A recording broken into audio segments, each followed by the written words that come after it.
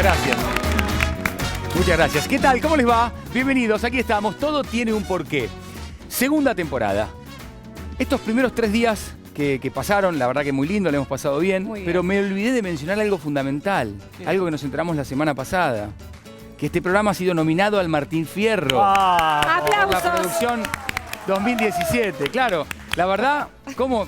¿Se nos pasó? Sí, Bueno. sí, hemos ganado el Tato el año pasado. Es cierto. Fuerte el aplauso. Bien. Y ahora vamos por el Martín Fierro. Con todo. Es difícil porque en programa educativo y cultural estamos compitiendo con colegas y amigos de este mismo canal de la televisión pública argentina. Noticias de ayer y Medio Ambiente. Les deseamos lo mejor, pero queremos ganar nosotros. Obvio. ¿O no? Obvio. Es así. Bueno, aquí estamos felices de hacer este programa. La verdad, hoy tenemos una pregunta que a vos te va a venir bárbaro, Cristian. A ver, ¿cuál es? ¿Cómo nos ubicamos en tiempo y espacio? Porque vos sos bastante desubicadito, ¿sabes? Y estás perdido. ¿Cómo nos orientamos? ¿Dónde estoy? ¿Viste? Digo. Bueno, hoy tenemos grandes invitados, así que vamos rapidito. ¿Quién es el primero de los ilustres visitantes? El doctor Diego Golombek. Es doctor en Ciencias Biológicas por la Facultad de Ciencias Exactas y Naturales de la Universidad de Buenos Aires, investigador independiente del CONICET, se desempeña como director del Laboratorio de Cronobiología y como profesor titular en la Universidad Nacional de Quilmes. Bienvenido, qué placer. Muchas gracias. ¿Qué tal? ¿Cómo andan? Venís a un programa ganador Muy de bien. Tato y nominado al Martín Fierro. Te ¿Cómo felicito. no? Próximo ganador. Has elegido muy bien el lugar donde poder charlar con los televidentes, Bien, porque en por definitiva le estás explicando a toda la gente que está del otro lado y que te ama, porque este es un divulgador científico increíble. Sí, Bueno, aquellos. la pregunta que te traslado es la que hacía recién. ¿Cómo nos orientamos en tiempo y espacio? Es una muy buena No sé. pregunta. Gracias por venir. No, es una muy buena pregunta y les puedo decir al menos la parte del tiempo más que la Sí. del espacio. Nuestro cerebro está lleno de tiempo, está lleno de mecanismos que tienen que ver con saber qué hora es, saber cuánto tiempo pasó. Bueno, vos recién hiciste la apertura del programa, ¿sí? ¿Hace cuánto fue que eso? ¿Hace cuánto tiempo pasó desde que dijiste nos nominaron al Martín Fierro? ¿Cuánto les parece? 1 minuto y medio, 2 minutos. 50 segundos. Escucho ofertas. Un minuto. Bueno, yo diría, Cristian la pasó muy bien porque le pasó menos tiempo, vos un poco menos porque pasó más tiempo, porque en el cerebro hay mecanismos que te ayudan a saber cuánto tiempo pasa. Si la pasás bomba, el tiempo se comprime, si no la estás pasando bien, el tiempo va mucho más lento. Y eso ocurre en nuestro cerebro, de la misma manera en el cerebro hay relojes que te pueden decir con bastante certeza qué hora es. Si esos relojes no andan bien, no es solamente que estás desorientado, es que el cuerpo no anda bien. La orientación temporal de todo el cuerpo ayuda a que estés sano, que estés con energía, que duermas cuando tenés que dormir, que estés despierto cuando tenés que estar despierto. Por lo tanto, el tiempo es parte de todo lo que hacemos. Nosotros tenemos el famoso reloj biológico. Exactamente, es que un nos va pedacito del marcando. cerebro. Sí, bueno, se han hecho un montón de experimentos, lo hemos hablado en otro momento Sí, también, por claro, supuesto, claro. con respecto a estar imposibilitado de ver la luz, que también obviamente la luz del día te va indicando, obviamente, sin tener reloj, sin tener ningún parámetro, y igual el cuerpo es como que más o menos sabe en dónde. Bueno, no sé si eso se prolonga en el tiempo, si pasaría. Es maravilloso si lo prolongás en el tiempo y hay experimentos de gente que estuvo meses en una cueva. Meses. Pero meses, literalmente meses, y vos pensás, bueno, ¿va a salir medio chiflado? La respuesta es sí, sale medio Claro. chiflado, amigo de las ratas, que había por ahí, lo que fuera. Pero además, como el reloj que tenemos adentro no es de exactamente 24 horas, el tipo se fue desfasando. Y, por ejemplo, pensó que en lugar de meses había estado... Bueno, habrá sido 6 meses, él pensó que estuvo 4 meses y pico. Porque el tiempo interno, con un periodo extenso de, por ejemplo, meses, es diferente al tiempo que está pasando ahí afuera. Entonces, tenemos un reloj que está ahí adentro, pero tiene que sincronizarse con el mundo. La luz, Claro. el sol, le tienen que decir, che, vas muy rápido, vas muy lento, ajustate un poquito. Ahora, Diego, vos hablabas del reloj biológico, es importante también para la salud. Digo, a un bebito, ¿viste? Cuando nacen duermen en teoría en diferentes horarios, o sea que es fundamental enseñarles como una rutina para que tengan salud en Sí, su que vida. tengan salud los padres sobre Sí, todo, ¿no? también. Efectivamente, cuando un bebé nace, es lo que se dice ya no es circadiano, no tiene un ritmo de cerca de un día, sino que va durmiendo, despertándose, sobre todo por los ritmos de alimentación tienen mucho que ver. Más o menos hacia los 7 meses de vida empieza al componente diario, el de 24 horas, empieza a ser más fuerte que los otros. Y un padre sabe que más o menos entre los 7 meses y un año tiende más a dormir de noche y tirar bastante largo de día despierto. Pero eso hay que ayudarlo. Si vos haces que el ambiente de día sea bien estimulante, con mucha luz, con juegos, con comida, por supuesto, y el de noche mucho más tranquilo, sin ruido, sin oscuridad, eso va a ocurrir normalmente. Si la casa sigue exactamente lo que quiere el bebé y va a tardar muchísimo más en adaptarse. Recién pensaba las cosas que decías, por ejemplo, abrí el programa pensando cuánto tiempo pasamos desde que dijimos estamos nominados a Martín Fierro. Germán dijo 1 minuto y medio, yo dije 50 segundos. Sí. Es decir, yo me estaba divirtiendo y se me hizo más corto el tiempo, porque Sí. me encanta la presentación. Pero más allá de eso, bueno, también aparece el tema de la luz del sol. Sí. ¿Hay otros factores más, además de esto que estamos mencionando, para tener un reloj? Por supuesto que sí, los ritmos sociales. Vos sabés qué hora es no solo por la luz del sol, sino por lo que pasa alrededor tuyo. De hecho, es interesante que nuestro reloj muchas veces no se lleva muy bien con la sociedad, con el mundo. Hay algo que se llama jet lag social. ¿Vieron el jet lag? Lo que ocurre cuando volás a Europa, Australia, que llegás a destino, para el mundo es 1 hora, para vos es otra. Te puede pasar sin moverte de tu casa. Si vos necesitas un despertador para levantarte a la mañana, quiere decir que no es el horario de tu reloj para despertarte. Esa diferencia se llama jet lag social y todos la sufrimos. Nos levantamos muy temprano o nos vamos a dormir muy tarde. O sea, el reloj no está tan de acuerdo con lo que nos impone la sociedad. Entonces, los ritmos sociales son importantísimos también para ponernos en hora. ¿Sabes qué Está se muy me bien. ocurría? Que, Sí. conozco gente que viaja mucho, Sí. ¿no? Viaja mucho en avión por trabajo y que por momentos se despierta a mitad de la noche en el hotel no sabiendo dónde están, ¿no? Entonces digo, ¿cómo puede afectarte el viaje constante? Totalmente. No sé dónde estoy. ¿Qué son todas esas botellas? ¿Y quién es ella? No, efectivamente. Nosotros trabajamos en el laboratorio con lo que se llama el jet lag crónico. No es simplemente ir de turista y estar zombie unos días, que nos pasa a todos, sino si sos un piloto de aviación o una persona que por trabajo tiene que viajar, un atleta que está... Ponerle la temporada de tenis, que es tan intensa, que sigue el verano. Básicamente, los tenistas no tienen invierno muchas veces porque van siguiendo los torneos que ocurren donde en general es época más de calor. Bueno, vuelan todo el tiempo y eso afecta muchísimo lo que vos decís, tu sentido de la orientación. De pronto no sabes bien, che, era de día, de noche, ya almorcé, ya cené, pero además afecta tu salud si esto se vuelve crónico. Te enfermas más, sos más susceptible a infecciones, tenés más accidentes, estás más zombie, por lo tanto las cosas se te caen. Y esto ocurre también en la gente más crítica. Un piloto de aviación tiene que tener muchísimo cuidado, o una azafata, una comisaria de a bordo, porque al estar volando todo el tiempo un poco se desorienta con ¿Y esto. qué es lo aconsejable en ese sentido? Diego, ¿vos qué le decís al piloto de avión? ¿Tratá de adaptarte rápidamente al lugar al que llegás o mantener el ritmo del lugar del que venís?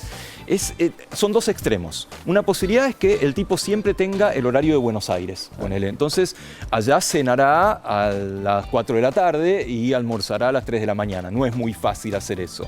El otro extremo es adaptarte al lugar que llegaste, pero eso tardas mucho. En general, en promedio, tardás 1 día por hora de desincronización. Es decir, que tendrías que estar 1 semana en Europa hasta adaptarte o 12 días en Japón para adaptarte, y un piloto o nadie que viaje por trabajo puede hacer eso. Lo ideal es una situación intermedia. Siempre ser consciente del horario de origen, pero hay algunos yates para adaptarte más rápido. Por ejemplo, Saber cuándo exponerte a la luz. La luz temprano por la mañana acelera el reloj. Causa un avance de las agujas, es como si adelantaras la hora del reloj.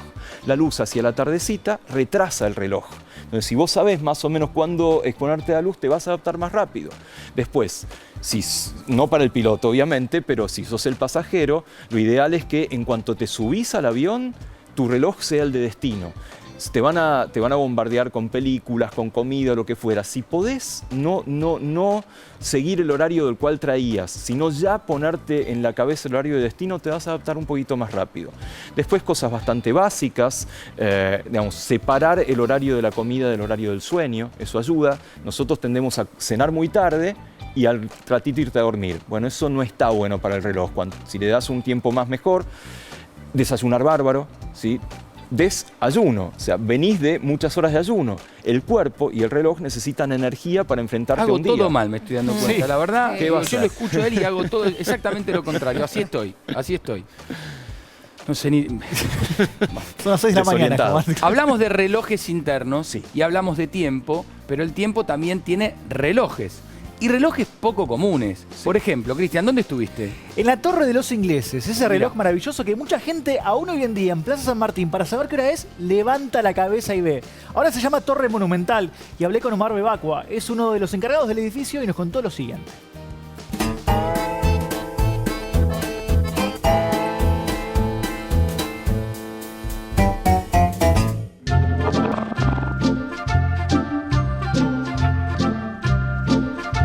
Omar, ¿cuándo se construyó este reloj? Este reloj se construyó en el año 1914, es originario de, obviamente, de Inglaterra, de Croydon. Croydon está a unos 30 kilómetros al sur de Londres, donde estaba la fábrica de estos relojes, de la relojería prestigiosa Gillett & Johnston de Croydon. De ahí vino en barco, como todas las partes de la torre, el reloj también, vino en barco y se instaló acá en 1915, cuando ya la torre estaba casi terminada. Se inaugura en 1916. ¿Por qué se emplazó esta torre de reloj? Bueno, primeramente como regalo de los inmigrantes británicos residentes en Argentina, con motivo de los festejos del centenario de la Revolución de Mayo. Ese fue el motivo central de este obsequio. ¿Y qué diferencias hay con el Big Ben de Londres? Porque yo a simple vista lo veo parecido. El tamaño. El tamaño. La diferencia principal es el tamaño. Este reloj es un tercio más chico que el reloj que está en la torre del Big Ben de Londres. Omar, ¿cuáles son las principales características de este reloj?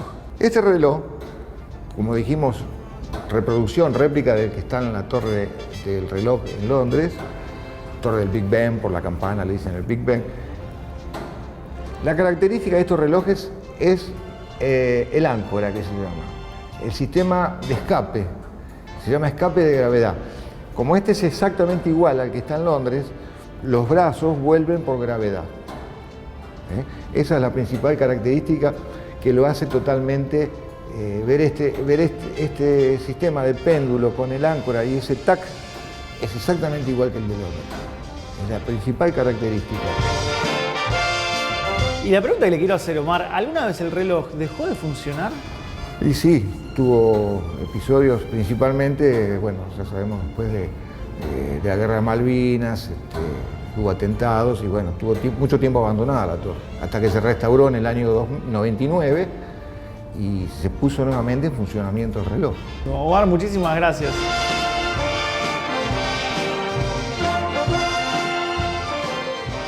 La verdad que es un lugar lindo, estéticamente, que es linda la torre del reloj. Es increíble, la visitan Sí. muchos ingleses, muchos galeses. De hecho, Omar me comentaba una anécdota divertida, que viene una persona de la embajada en ese momento de Gales a ver la torre. La torre, claro, tiene el escudo de Escocia, de Inglaterra.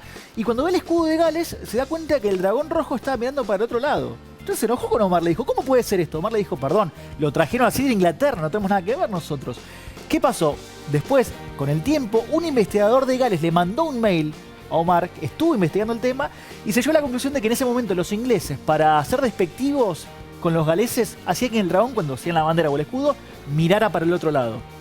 Una cosa de mala onda, la verdad, pero así Estos está hoy ingleses en la... son malos. Bueno, hablábamos de la manera de orientarnos que tiene nuestro cerebro, hablamos del reloj biológico, del reloj circadiano, cuestiones que son internas nuestras, de los seres humanos, y también hablamos recién del reloj, un reloj que podíamos observar. También para la orientación están los mapas. Entonces fuimos a buscar a quién, Caro. Sí, estuvimos con una genia, Gabriela Borosuki. Ella es la directora de planificación del Instituto Geográfico Nacional. Sabe de cartografía, pero impresionante, fanática de su trabajo, y nos explicó y nos contó cuáles eran los primeros mapas que se usaron.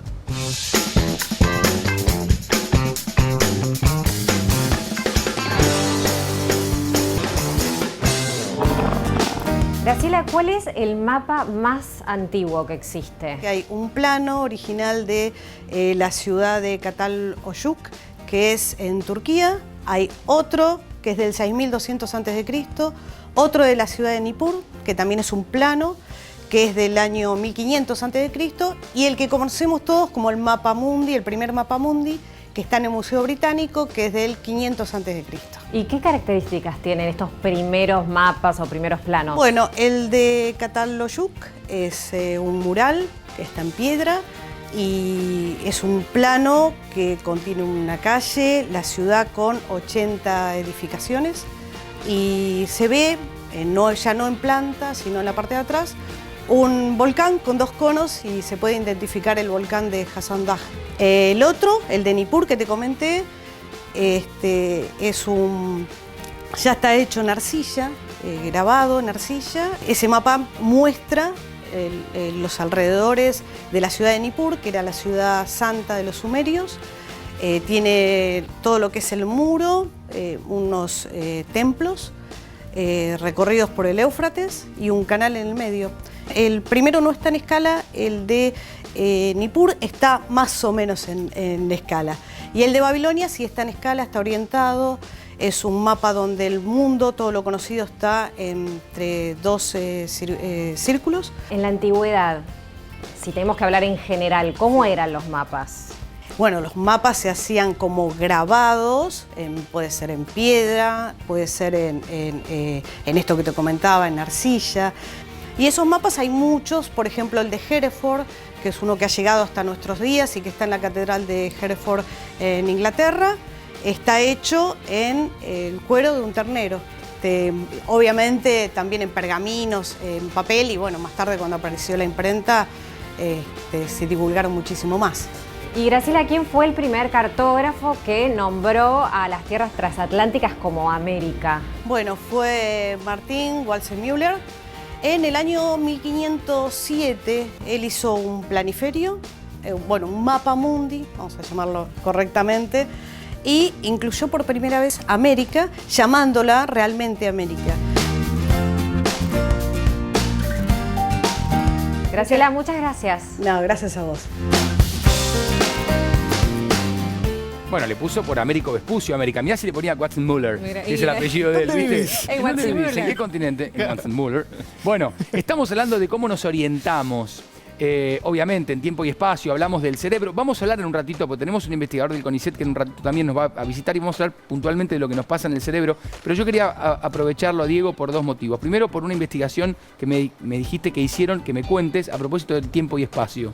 Sí, justamente nosotros para hablar del tiempo usamos metáforas de espacio, el tiempo largo, el tiempo corto. Entonces, con unos colegas, con Mariano Sigman, Juli Leone, con varios de la Universidad de Itela y de Exactas, hicimos este experimento, le pedíamos a la gente que dibujara el tiempo.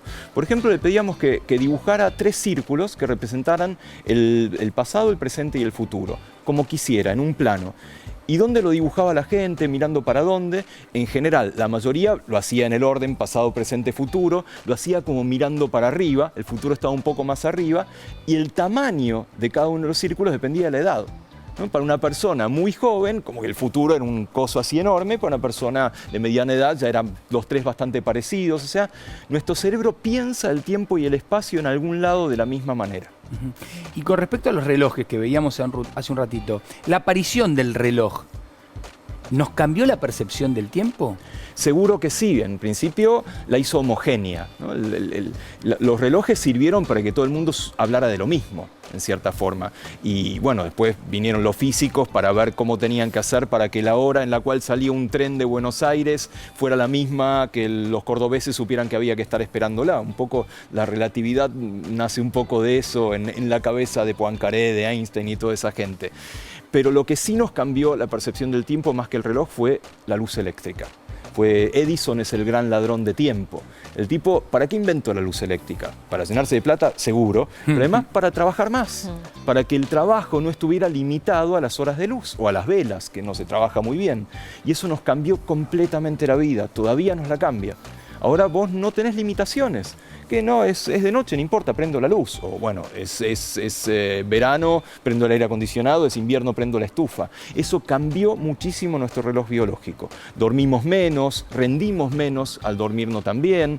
Podemos hacer una economía basada en servicios que sea de 24 horas y no estamos preparados para eso. Estamos preparados para un mundo que ya no existe. En este ciclo hemos estrenado el otro día una sección que es ¿cómo se hizo? O cómo hizo, en este caso, San Martín para cruzar los Andes en cuanto a la orientación, por ejemplo, Ajá. ¿no? Y en estos pasos que eligió para despistar también al enemigo. Vamos a ver.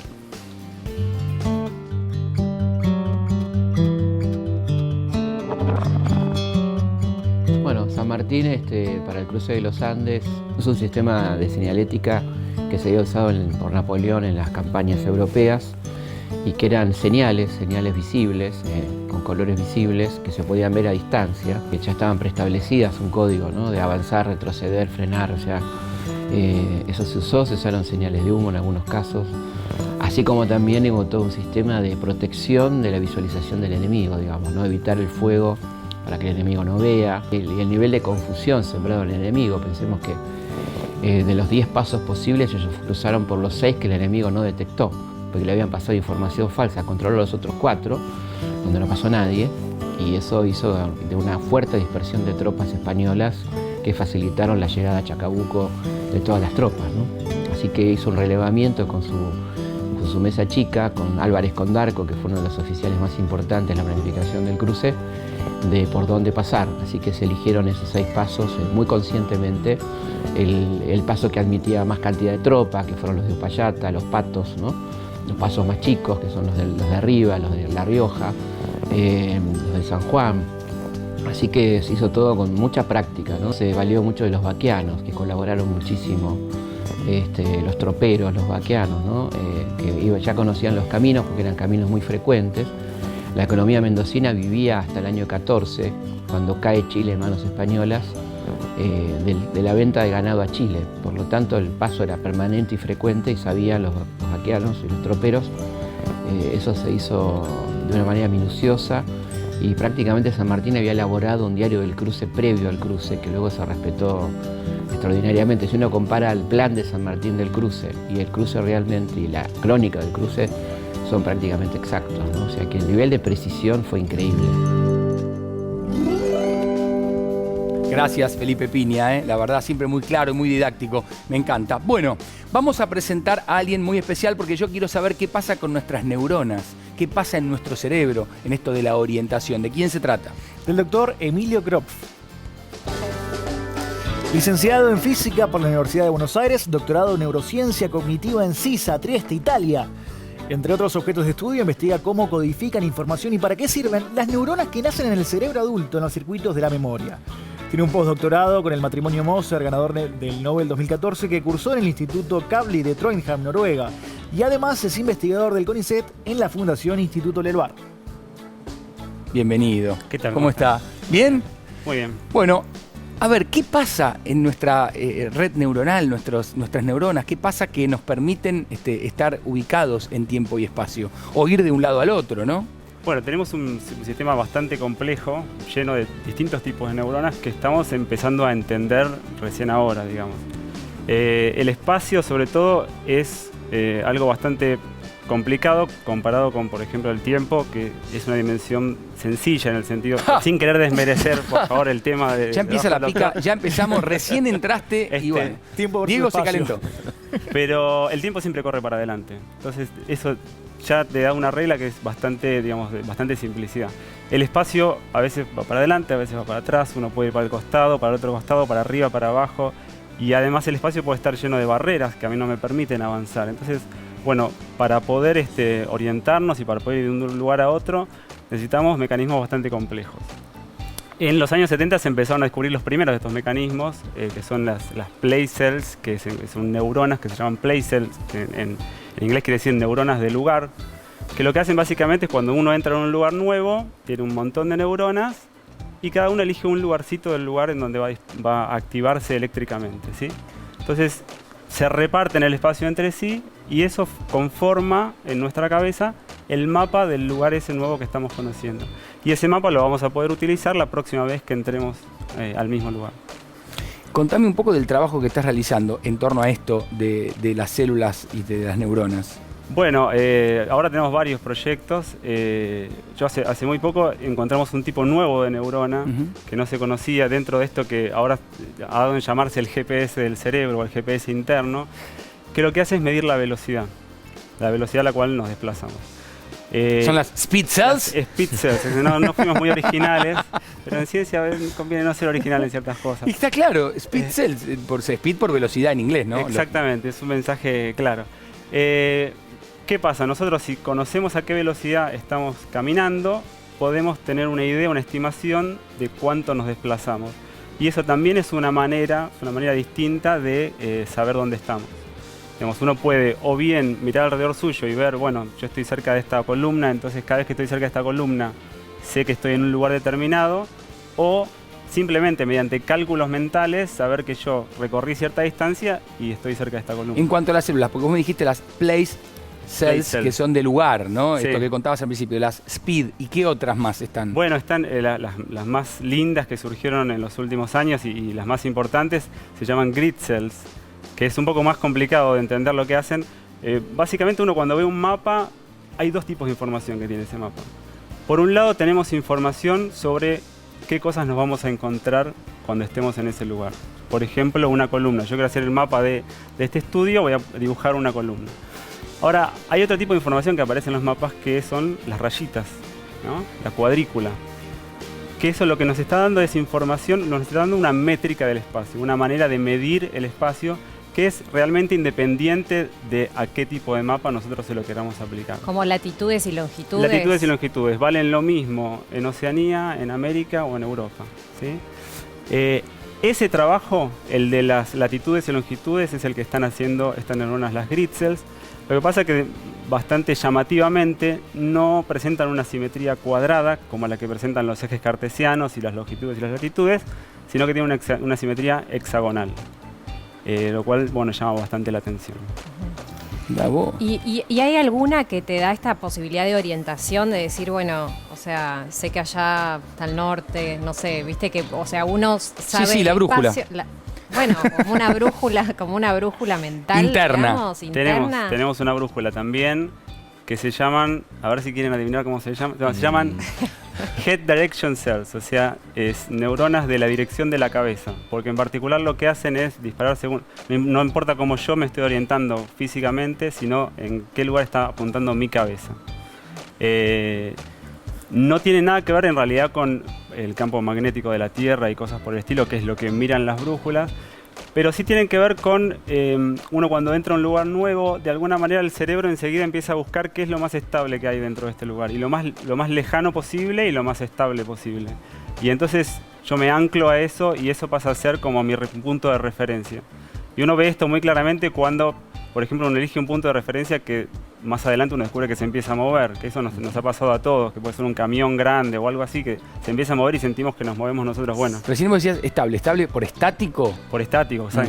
Uno tiene que buscar algo que no se mueva, porque claro, si mi punto de referencia es un perro, ese perro se levanta y ¿no? Claro. Yo quiero saber qué pasa con todas estas neuronas. Yo, por ejemplo, llegué hoy al canal y quise desafiar a la ciencia. Me senté en una silla de esas que dan vueltas y empecé a dar vueltas. ¿Qué pasó? Me mareé, claro. ¿Qué pasa con estas neuronas que nos guían en el lugar cuando nos estamos mareando? Bueno, las engañás, vos las estás engañando, las neuronas. Sí. Hay un experimento muy clásico, de hecho, que es poner una sola clave, digamos, visual muy sobresaliente y poner un animal y rotar esa clave. Y básicamente lo que pasa es que todos los mapas internos de ese animal rotan junto con la clave. ¿Sí? O sea, por eso nos damos cuenta que los mapas están anclados a esa clave visual, que es lo mismo que cuando se mueve ese camión y nosotros sentimos que nos movemos también, ¿no? Bueno, a propósito de animales, también, porque me das el pie justamente, es cómo se orientan los animales, porque nosotros hablamos de los seres humanos, de nuestra capacidad, de nuestras neuronas, de nuestro cerebro. Los animales tienen también sus propios modos, maneras, y en este ¿Por qué animal? Lo fuimos a buscar al doctor Romero para que nos cuente justamente de esto. Lo compartimos. Los animales se orientan en tiempo y en espacio por variados mecanismos, muchas veces individuales y otras veces combinados. Hay un mecanismo genético, que es el que hace seguir a una cría a la madre en las especies gregarias. Hay un mecanismo de captación de ondas electromagnéticas que es un mecanismo químico específico, que es el que le hace leer a los animales, como la paloma mensajera, por ejemplo, le hace leer las ondas electromagnéticas o los campos electromagnéticos.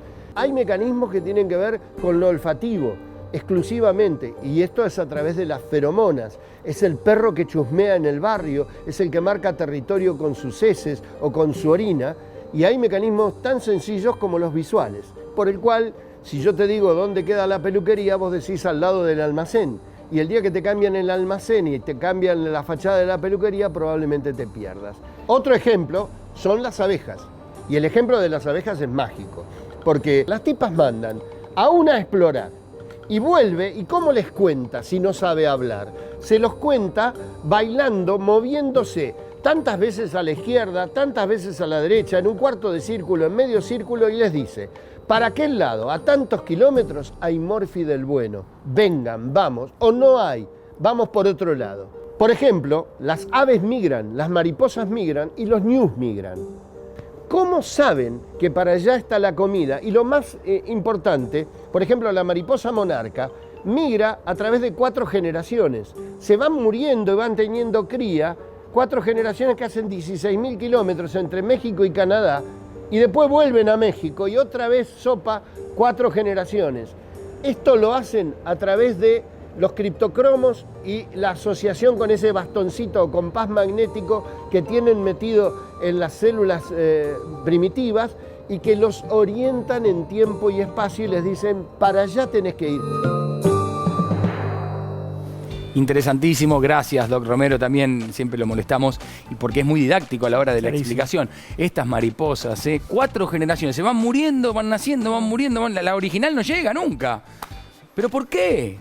Sí, son así. Son así, son Nosotros mariposas. tenemos algún abuelo que migró también, la misma historia, ¿no? Pero llegó. Pero llegó, pero el abuelo, estas no llegan. Son 4 generaciones que van muriendo en el camino, es terrible. Bueno, mandanos tu porqué a porqué@mandarinatv.com. Las redes sociales, Twitter e Instagram, @porqué_tv, Facebook, todo tiene un porqué. Vamos a seguir con ellos para hablar de este tema y nos vamos a meter también con otro invitado porque me gusta que indaguemos en la orientación en la antigüedad. Muchos que utilizaban las estrellas también, ¿no?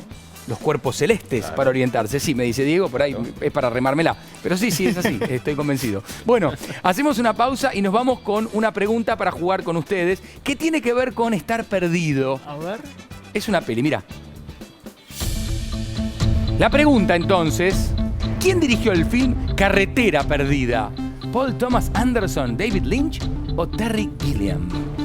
¿La saben? Después de la pausa.